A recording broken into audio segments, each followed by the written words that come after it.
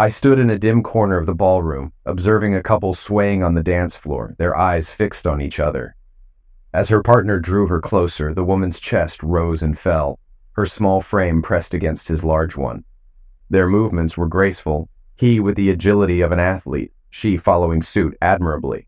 All eyes were on them, sensing a strong emotional connection, perhaps not love, but certainly more than friendship. Her honey blonde hair cascaded gently as she leaned into him, though her proximity was more a result of his firm grip than her own choice. I might have been envious of their bond if the woman weren't my wife of 11 years, now in the embrace of her boss. Instead, I felt a surge of anger and humiliation. It wasn't the first time we'd attended her company's annual awards banquet, and everyone there knew she was married to me. I noticed people searching for me, anticipating the inevitable confrontation. After 3 dances, they left the dance floor together, joining colleagues at a central table. I watched as she gazed at him with the same fervor she once reserved for me. Though it had been some time since I'd seen that look, the revulsion inside me only grew. All I could think was that the eruption was imminent. The pressure was building, but I just had to hold on a little longer. I grappled with the conflict between my current feelings of fear, hatred, and resentment towards the scene unfolding before me, and the love, respect, and trust I once held for my beloved wife. It was a battle I found myself losing despite my efforts to overcome these emotions. Now, I was sinking into despair and self-pity, bowing my head in defeat.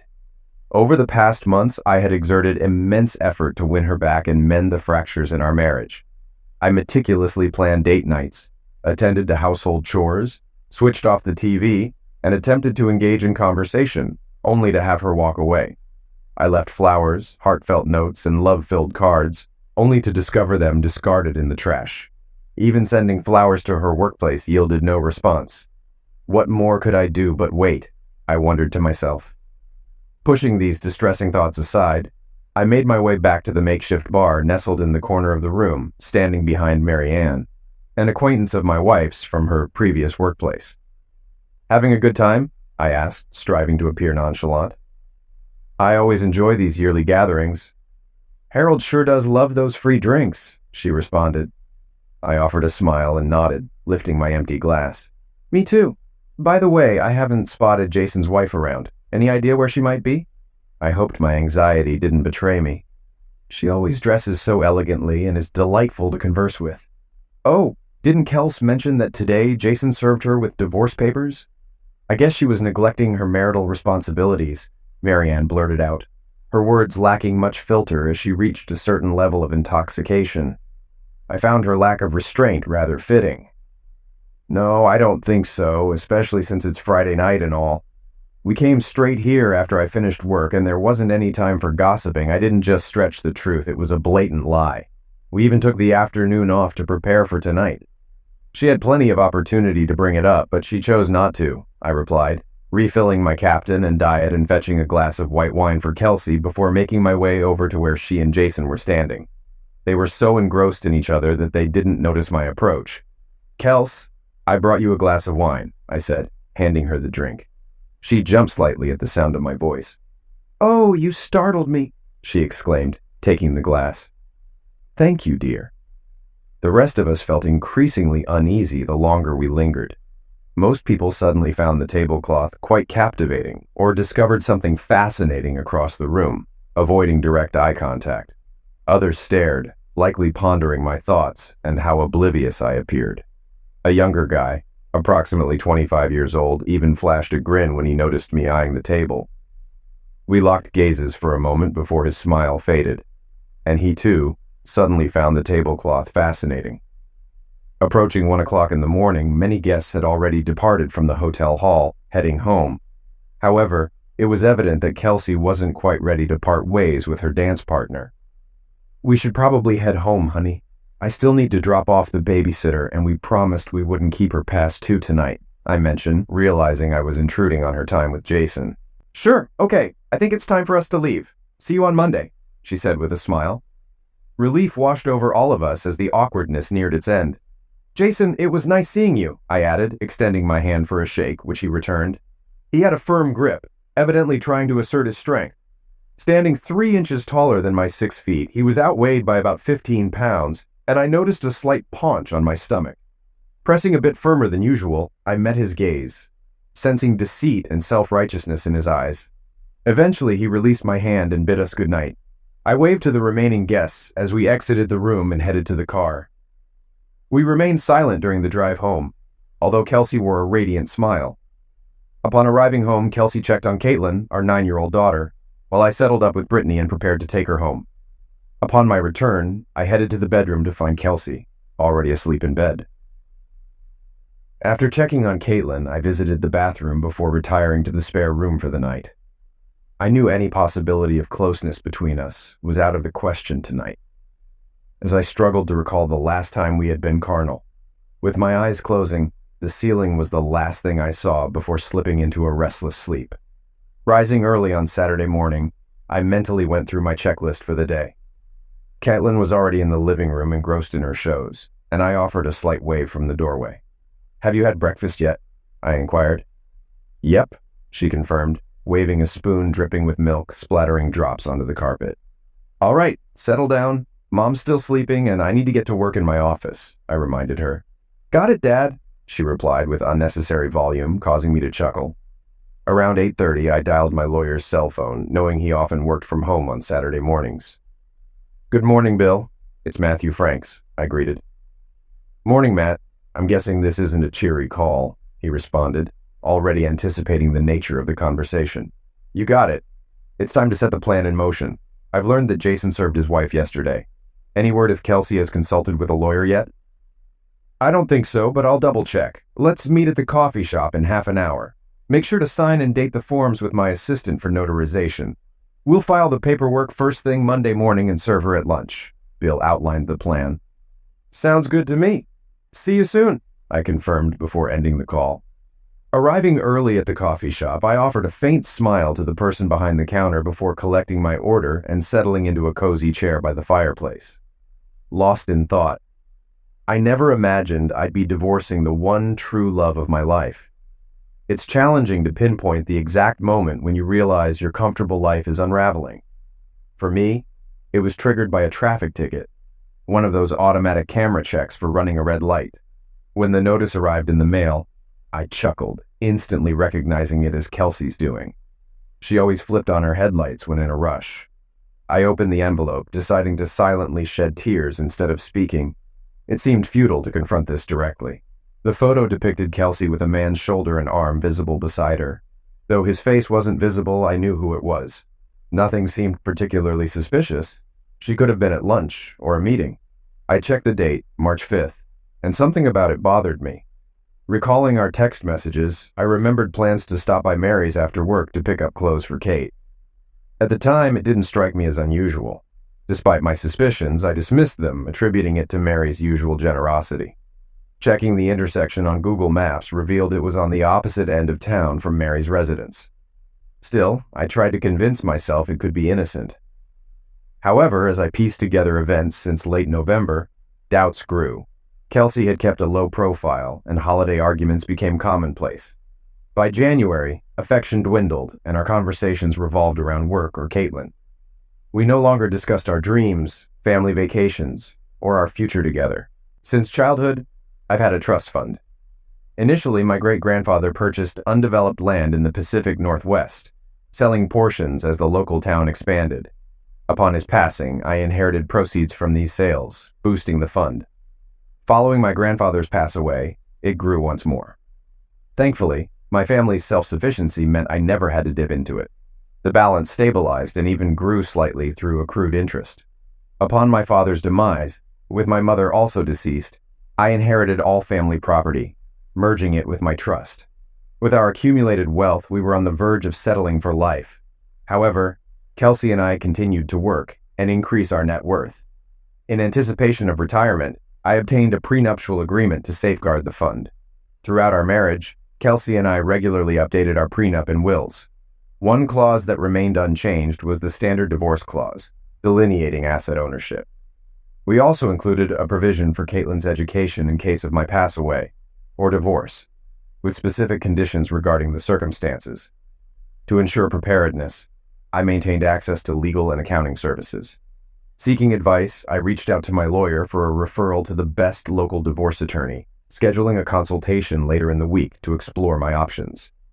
Given our sturdy prenup, he remained unworried about potential financial concerns. I clarified that while I wasn't ready to take drastic action yet, I sought guidance on the next steps. Well, Matt, one option is to hire a private investigator to delve into the situation and ascertain if there's cause for concern. Unfortunately, all my PIs are currently tied up with other cases. It'll be several weeks before they can prioritize yours. But I'm not keen on waiting. This is already keeping me up at night. Are there any other avenues we could explore? There is one possibility, albeit a somewhat dubious one. He's trying to turn over a new leaf, but he's not exactly the most trustworthy character. We affectionately refer to him as Larry the Rogue, Bill elaborated. He's a former cop who got the boot due to complaints and some shady dealings. He could get started immediately, but I'm hesitant to recommend a long-term partnership with him. Why the nickname? I inquired with a chuckle. I want to ensure everything is above board, so if we uncover anything, we're on solid legal footing. If we need to proceed, that's fine. Is he legit? I understand he has a knack for obtaining evidence such as detailed photos, videos, emails, and phone conversations that, let's say, tread the fine line of what's admissible in court. But I've heard his findings are ultimately conclusive proof of infidelity, one way or another. All right, as long as it's within legal bounds, we can settle with him for now and transition to a more reputable private investigator in a couple of weeks, I mused. Pausing, I added, do you reckon he can kick things off today? I'll give him a call and find out. I'll keep you posted here in the office. Sound good? I handled a stack of paperwork for both the lawyer and the dubious investigator, facilitated his connection with my accountant, and kept the retainer fee separate from my personal account to ensure Kelsey remained unaware of my actions.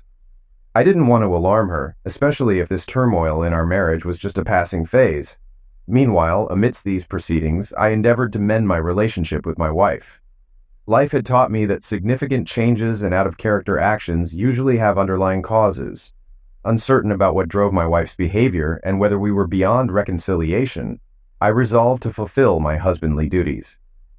Taking matters into my own hands, I showered her with affection and aimed to become the epitome of a loving and supportive husband. Yet my efforts were met with rejection at every turn, signaling that we may have reached an irreversible breaking point. One Thursday afternoon, I was summoned to my lawyer's office to review the findings unearthed by the rogue investigator. I was presented with hours of footage capturing their liaisons, carnal encounters, and apparent bliss as a couple. Accompanied by photographs, call logs, and personal correspondence, the evidence left me both impressed and repulsed by the rogue's methods, affirming the appropriateness of his moniker. I sat there devastated. The idea of Kelsey having an affair with Jason Stanton was inconceivable to me. I could see the appeal of Jason, tall, handsome, and well-built, with a promising career trajectory. Taking charge of Kelsey's department as his personal assistant about a year ago, he had ample opportunity to integrate into her life. A former college baseball star sidelined by a shoulder injury in his senior year, Jason's achievements were impressive, but I never imagined Kelsey allowing him to wedge between us. The weight of it all was crushing. I struggled to breathe, my chest constricted, my vision blurred, and I felt lightheaded. Pushing my chair back, I leaned forward, trying to steady my breath. Inhaling and exhaling deeply, I fought to regain clarity of mind. The sense of loss and emptiness was indescribable. I had lost my confidant, my partner, my lover, and the mother of my child. In that moment, I saw no way forward. Then it worsened. He played back the recording from the day before, revealing why he had gathered us all together. Really? Do you love me?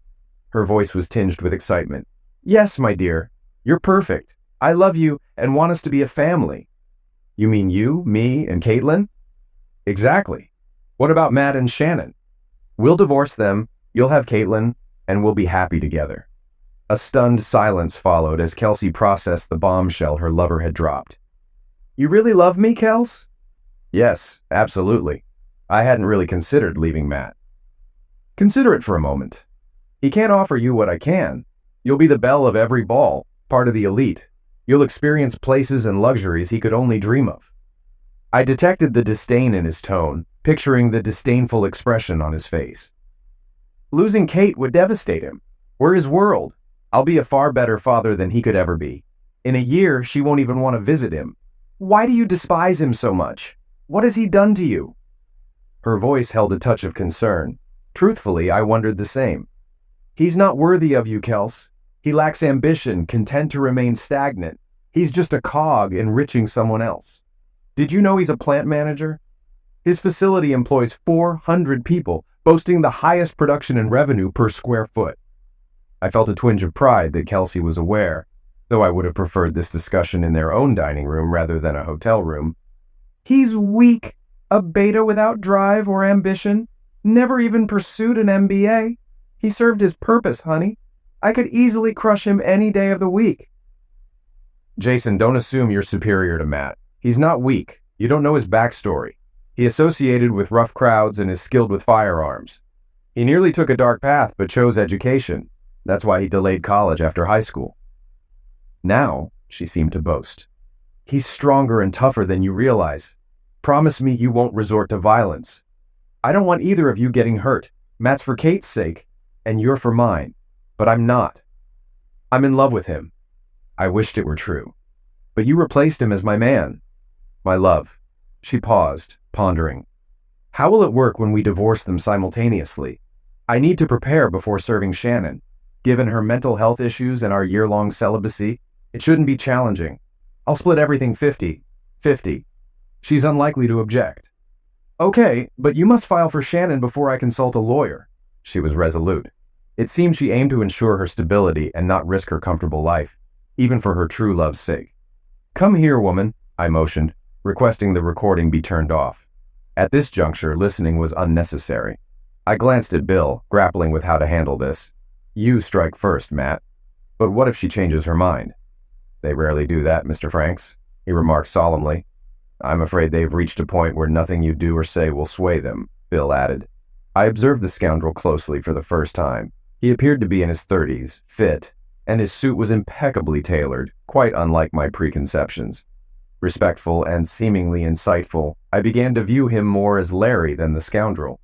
It seemed he genuinely cared, despite being paid for his services. "Would you still want her after knowing all this?" Larry inquired, echoing Bill's sentiments. "You're probably right, Larry," I acknowledged, turning to Bill. "Give me a day or two to decide, and I'll be in touch." "All right, sounds good, Matt.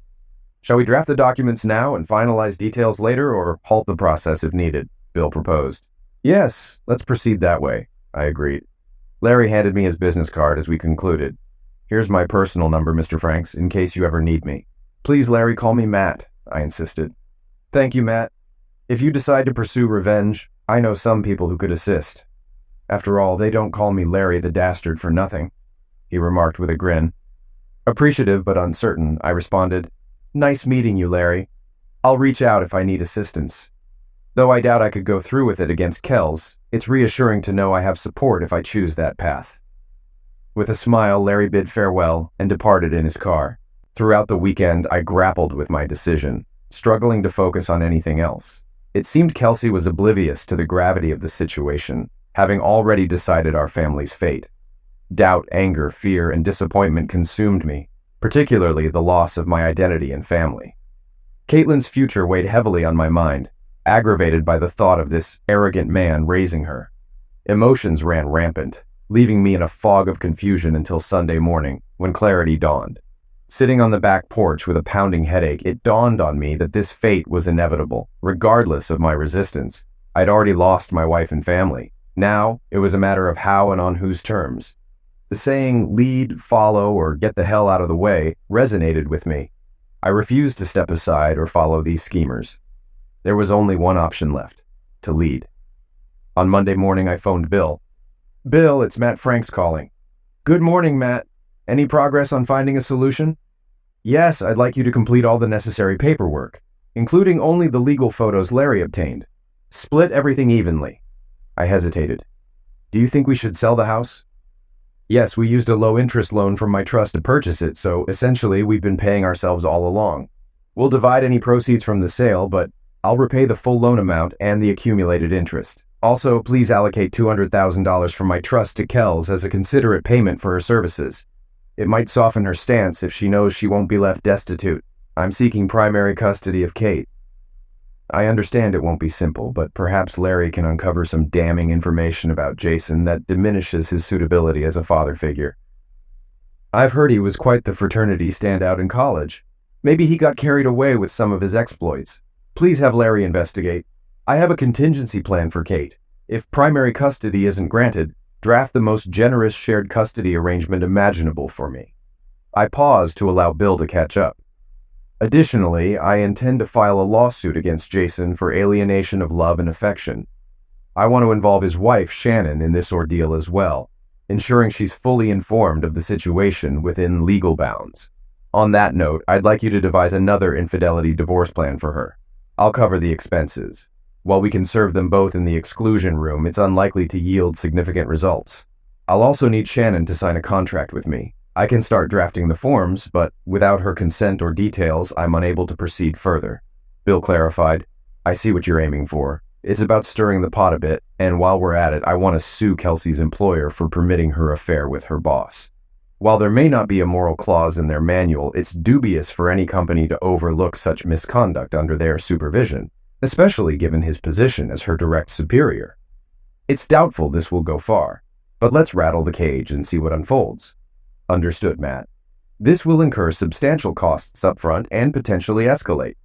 We're looking at extensive manpower here, and if this escalates further, I want to ensure they don't profit unjustly.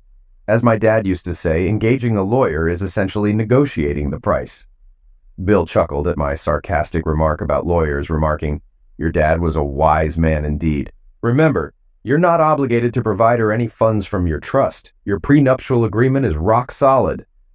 I understand, Bill, but after reflecting on it over the weekend, I've decided that if I don't leave her in financial straits, she might be more inclined to meet my terms. And truthfully, she deserves it. She put in hard work and supported me. We were both saving for our future together. I figured it might give her an edge over Jason so she won't have to rely on him as much when she's on her own. She deserves better. But there's no way I'm giving that cheating scoundrel Jason more than he's already taken from me in life. I mean, my wife should have been enough. As I spoke, I felt a surge of anger, thinking about how Jason had seized the life that should have been mine. Despite the circumstances, I always strived to be fair in my relationships and wanted to ensure I treated Kelsey with fairness, even if she didn't reciprocate. My solace is knowing that Caitlin will understand my actions later on, when she sees how our family fell apart. Before I forget, Bill, hold off on any filings for now. I want everything prepared and ready to go, but I prefer to wait for her to make the initial move. This way I'll have more time with Kate in our family home. I know there will come a point when I have to act, but I want to delay until the very last moment when I can't bear it any longer. Got it. We'll keep everything undated and notarized until you're ready. I work from home on Saturday mornings, so feel free to call me then too. We can't file until Monday morning anyway, but I'll have someone ready to serve them as soon as the doors open. Okay. That's the plan. Goodbye for now. I retrieved Larry's business card from my pocket and dialed the number. Larry, it's Matt Franks. How's it going? I'm good, he replied. Are you ready for some dirty work? Well, kind of, but I need you to hold off until I give the green light. No problem, Matt. What's the game plan? Can we meet up? Yes, give me an hour. Sounds good, I responded. I was already waiting when he pulled into the parking lot. After grabbing some coffee and a snack, he sat across from me. I want to gather all the damning evidence. Photos, videos, recordings, everything. And we need to figure out a way to anonymously send it to Shannon Stanton, perhaps through email. No problem. I know someone who operates on the dark web, Larry said, and that's it. How about posting a video on a XXX site or sending nasty messages to Kelsey's parents or co-workers? Man, he's devious, I thought. No, Kel still has to stay in town. I wouldn't want her to be so humiliated that she leaves town with Kate. And despite everything, I still love her, even if she doesn't love me anymore. I slid an envelope containing $5,000 in cash across the table. This should help you get started, but let me know if you need more. Larry accepted the money and glanced at me. I think $3,000 will suffice. He may be tough, but at least he's straightforward. Consider the rest as an advance. I might require your expertise later. Remember, stay on standby until I contact you. I want to catch them off guard, and I have my reasons for allowing them to make the first move. Oh, and we also need to gather information on his wife's health issues. Her medical background could impact our decisions down the line. Can you handle that? Absolutely, Larry replied. And Bill mentioned you were looking into Jason's college years. I'm hoping to uncover something useful if custody becomes a battle. Larry nodded, jotting down a few notes on his pad. After finishing our coffee and exchanging stories about his past experiences as a cop and people we might have known, we shook hands and parted ways. That was 3 months ago. My thoughts returned to the present as Bill arrived, followed shortly by his assistant and Larry. Ready to proceed? Bill inquired once we were all seated. Yes, it seems that way. Larry, do we have any indication if Kelsey has sought legal counsel? As far as I know, no, I replied. I quickly checked her email after Bill's call and didn't find anything. I'll take a closer look today and should know by Monday morning. Larry grinned and gave me a knowing wink. And what about Jason? Any skeletons in his closet? I asked with a glimmer of hope. Well, he was under investigation during his time in the fraternity. Allegations involving date abduction medications and underage girls at parties, Larry revealed. I've received copies of everything and have already handed them over to Bill, I informed the group. Bill glanced up, confirming, I have them in case we need them for the custody hearing. Retrieving the documents we had been diligently working on for the past few months, he indicated where I needed to sign. After signing, Bill's assistant notarized them, and I turned to address the group. Larry, can you find out who Shannon Stanton has hired as her lawyer and inform Bill? Bill, if he's competent, could you share our legal file with him? What if he's not up to par? Bill inquired. Then we'll figure out a way to connect you with Shannon. But I prefer we handle it properly. Bill, can I collect the documents on Monday afternoon? I plan to hand the paperwork to Kelsey personally first, informing her of the situation, and then you can officially serve her on Tuesday. Bill nodded understandingly and conferred with his assistant about preparing the server for Tuesday. I believe we can begin reaching out to Shannon since she'll likely be updated soon. Bill, you can share the file with Shannon's lawyer on Monday afternoon, provided it doesn't interfere with my discussion with Kelsey on Monday evening. I leaned back in my chair, exhaling deeply. Things should be fully underway by Wednesday. Matt, have you considered where Kelsey will stay on Monday night? Bill inquired suddenly. Would it be an issue for her to stay at the house for a few days? No, unless a restraining order is obtained and she consents, I wouldn't share a bed with her. Legally, it shouldn't be an issue, but it might make you uneasy. I'd worry about how a less scrupulous lawyer might exploit this information, Bill added. All right, I'll give her a week to find alternate accommodations. We're not carnal at the moment, so I don't foresee any issues. Oh, you mean sharing the same bed? But our documents grant me temporary control of the house and custody of Kate, right? Yes, until her attorney files a motion to overturn the arrangement, or until we all reach a consensus. I meant actually sharing the same bed. It might give off an odd vibe, Bill explained. Don't worry, we're not sharing a bed currently. Hey Larry, what did you uncover about Shannon's health? She's been battling depression and bipolar disorder for years. Apparently, the medications have dampened her libido, so Mr. Wonderful went searching elsewhere. I'm not sure we want to know how you obtained this information, I remarked. Larry simply grinned and shook his head while Bill pretended to be shocked. Bill, does this have any relevance to our situation? I inquired. Not at the moment. It might become significant later when we address guardianship and determine living arrangements, Bill clarified. As Bill jotted down notes on his iPad, we conversed for a few more minutes before gradually concluding our strategy session and resuming our respective tasks for the day. I felt somewhat disheartened for the remainder of the weekend, weighed down by the impending responsibilities awaiting me on Monday. Kelsey remained oblivious to any changes, as expected. On Sunday, I arranged for my aunt to pick up Caitlin from school on Monday and care for her overnight, allowing me to discuss important family matters with Kelsey. They resided on a farm outside the city, and Caitlin enjoyed playing with their dogs and tending to the animals. She'll be taking Caitlin to school on Tuesday, and I've decided we'll break the news to Caitlin on Tuesday evening. I informed Caitlin about these arrangements, and while she was excited, she seemed a bit puzzled about why she had to wait until Tuesday. I simply explained that Mom and Dad needed some personal time to discuss everything. She reluctantly accepted it. I slept in the spare room again, and once more Kelsey didn't mention it. She visibly sighed with relief when she saw me heading there before bed. As I lay there Sunday night, running through my checklist and reviewing my plan, I eventually drifted off to sleep. On Monday morning, I contacted my VP of operations and requested a week off. I also reached out to my assistant and senior production manager to provide them with any necessary details while I was away. Around 1 o'clock in the afternoon, I entered Bill's office and unexpectedly found Larry there. I noticed a stack of papers on the desk, and the bustling activity in the office indicated that everyone was occupied. "Matt, we filed the paperwork at the courthouse this morning, and here are Kelsey's documents as you requested. We've arranged for the official filing at your home around 9 a.m. on Tuesday. Is that suitable?" Bill inquired, handing me the envelopes. "Yes, that should work. I'll try to persuade her to take the rest of the week off. I'll let you know if that changes," I responded. "Great, that's settled." Bill paused momentarily to gather his thoughts before continuing. "Larry found Shannon's lawyer, and he's quite competent. So I forwarded him our files, and he seemed quite eager. He might counter-sue for infidelity and aim for a larger share of their assets than just a 50-50 split. He assured me he won't take any action until tomorrow morning. So everything seems fine." "Okay, gentlemen, are we forgetting anything?" I inquired. "Just a little update. It appears Kelsey has an appointment with her lawyer next week, based on her calls and emails. And Matt, please don't hesitate to reach out if you need further assistance, all right?" Larry asked cautiously, earning another sharp glance from Bill regarding the ongoing situation. "Great, sounds good," I responded, hoping I wouldn't have to delve any deeper into this mess. I guess it's all in Kelsey and Jason's hands now. Leaving Bill's office, I sent a text to Kelsey.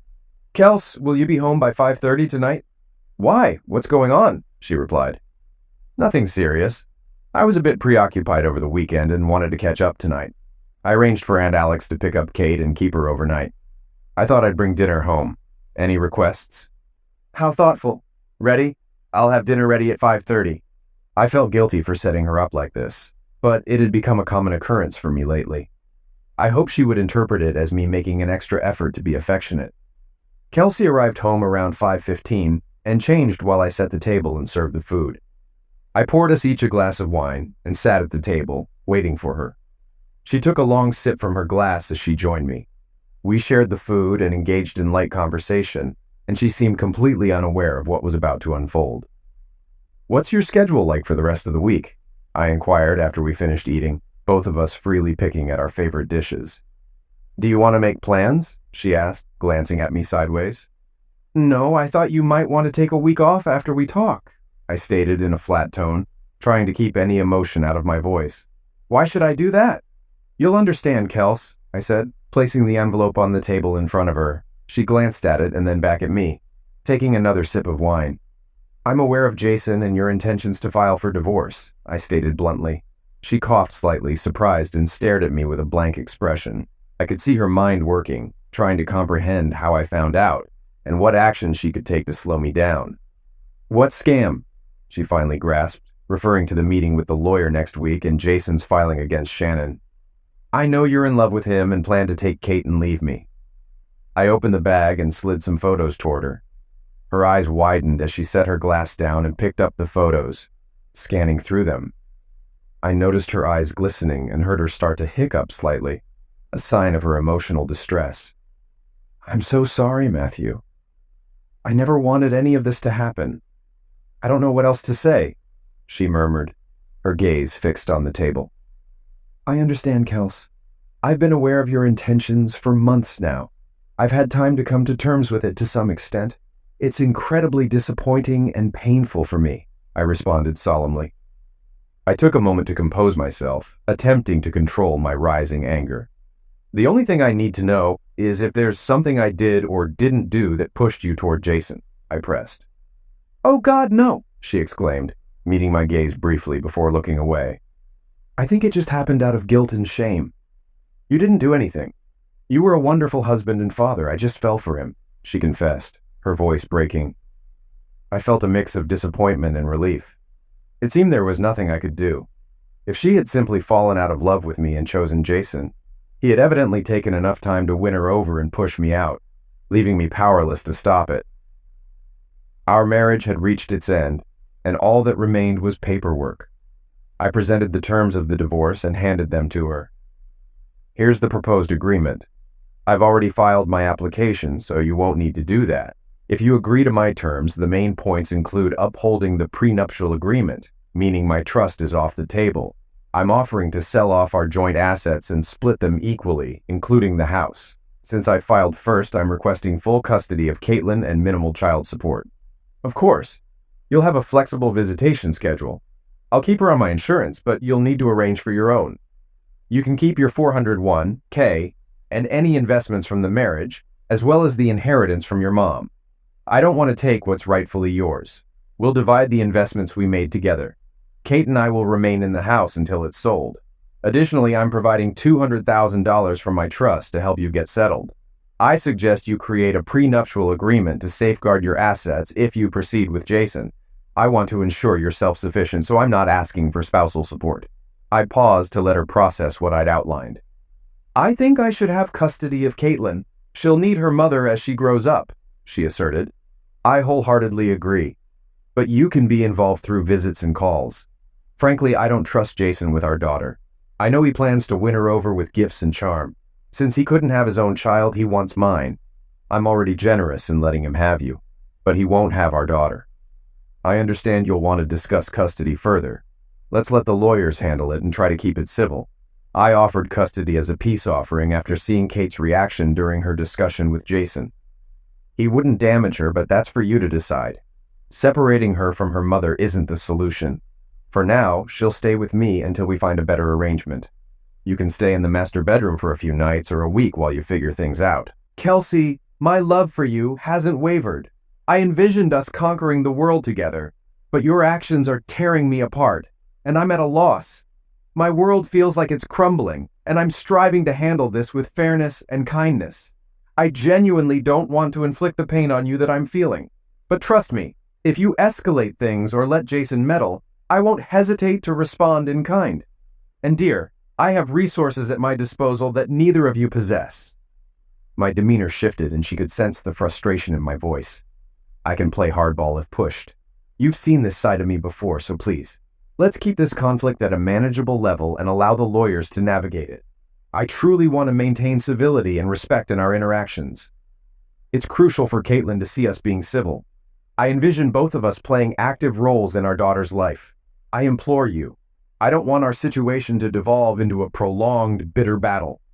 I'm available until the end of the week, and according to legal protocol, you must be formally served, which is set to happen here at the house at 9 a.m. I didn't want to put you in an awkward spot at work, so you may want to consider taking a few days off as well. I know it'll be tough for both of us to share the same space, but I thought perhaps we could sit down with Caitlin tomorrow night or keep her home on Wednesday to explain the situation. What are your thoughts? Kelsey had lost her appetite and appeared visibly unwell, perhaps realizing the gravity of her actions. She had no one to blame but herself. I was content and oblivious until she disrupted it all. She glanced at me, looking bewildered, and conceded, Matt, you clearly had a plan and outmaneuvered us. I'm not sure how, but you did. I'll notify work first thing and be home until Wednesday at least.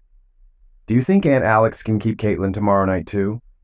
Maybe we'll keep her home from school tomorrow and bring her back Wednesday morning so we can talk. My investigator Larry uncovered everything after I sensed something was amiss. I'll call Aunt Alex right away. It seems like a good idea.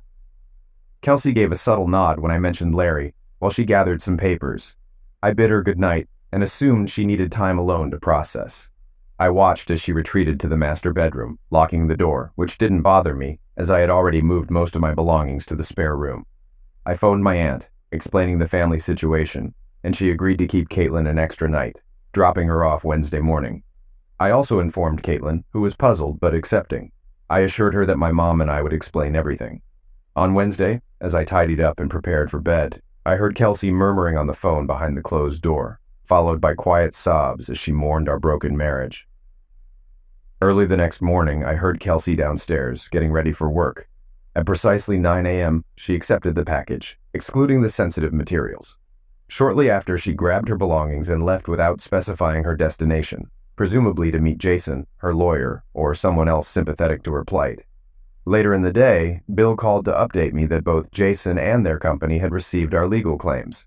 Surprisingly, Shannon had also countersued Jason around the same time. Bill stressed the importance of remaining vigilant, as Jason had apparently made threats against me. Although I never anticipated Jason acting recklessly given his gains, I took precautions. I retrieved my .45 ACP from the weapon safe, ensured it was loaded, cocked, and locked, then placed it on the chair while I watched TV. A few hours later, while standing at the sink, I spotted a black BMW pulling into my driveway, with an enraged Jason jumping out and retrieving a baseball bat from the back. Sensing danger, I hurried back to my chair where my cell phone was and dialed emergency. Feeling safer with the door locked, I reported to the operator that my wife's boyfriend was in the driveway with a baseball bat. As I heard a second car pull up outside, accompanied by screams and voices indicating Kelsey's presence, a high-pitched screech pierced the air. I jumped as my front door shattered from the impact, and Jason burst inside, screaming threats at the top of his lungs. With my hand on the pistol grip, I remained calm. Jason swung the bat wildly as Kelsey screamed outside, pleading with him to stop. "I took your wife, and now I will eliminate you and take your daughter too," he yelled furiously. I allowed him to advance another 5 feet before drawing my weapon. His narrowed eyes indicated poor judgment. Although his bat was raised above his head, it seemed unlikely to be effective. At a distance of 25 feet, the weapon shot from the chamber was deafening. I was trained to aim for my targets 3 times, relying on instinct. The second shot followed a split second after the first. Jason slowed down, perhaps due to momentum, and stumbled by the time the third round was fired. Though I noticed movement at the door, I remained focused on my task. The bullet pierced the splintered front door, narrowly missing Kelsey's head. She escaped without injury. Jason fell to his knees before collapsing on his stomach. The area echoed with screams, and the weapon shot seemed louder than expected. Sirens wailed as responding officers approached. Unsure of the situation's severity, they placed Kelsey on her stomach and handcuffed her by the open door, her cries continuing. Shocked by the unfolding events, I finally noticed the weapon aimed at me and the officer commanding, "Stop! Drop the weapon!" Coming to my senses, I complied and followed his orders. The following 2 weeks were a whirlwind of chaos and stress. Jason was declared dead at the scene. Later, I found out through police reports and eyewitnesses that he received both my lawsuit and updated divorce papers from his wife simultaneously. It didn't take him long to figure out that the incriminating photos came from me. Kelsey stood beside him as he opened the envelope from his wife and confirmed that she, too, had a set of those photographs. Shortly after, they were summoned to the vice president's office, where they confessed to their affair, unaware of the consequences. Realizing that my lawsuit against the company would likely fail, the management decided to terminate the managing director for engaging in an inappropriate relationship with a subordinate, which they promptly did. In Jason's eyes, I became the embodiment of evil, and he believed I deserved punishment for thwarting his plans. Grabbing one of his souvenir bats from the office, he set off for my house. Kelsey spotted him through the conference room window on the second floor and guessed his destination. She intercepted him in our driveway, attempting to calm him down before any injury was done to me. Unbeknownst to them, I had been forewarned of their arrival and was prepared. Kelsey ended up with a black eye when Jason struck her while she tried to prevent him from entering. Other than that, she sustained no further injuries, but endured months of nightmares. Amidst police interrogations, legal proceedings, and courtroom appearances, I spoke with her briefly, but we never delved into a deep discussion about the events that transpired in our home.